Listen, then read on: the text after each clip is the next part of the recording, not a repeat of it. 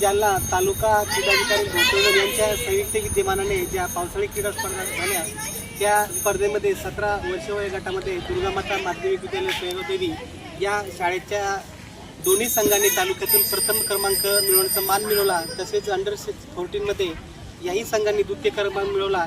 याबद्दल संस्थेचे संस्थापक अध्यक्ष सन्माननीय माजी सभापती LK दळे साहेब यांनी आपल्या विद्यार्थ्यांचं कौतुक केलं, अभिनंदन केलं आणि जिल्ह्याच्या स्पर्धेसाठी शुभेच्छा दिल्या। त्यासोबत क्रीडाधिकारी कार्याचे गाडवे साहेब, संयोजक कृष्ण पाटील जंजाळ सर तसेच आयोजक मतकर सर या सगळ्यांनी कौतुक करून देखील या ठिकाणी शुभेच्छा दिल्या। धन्यवाद।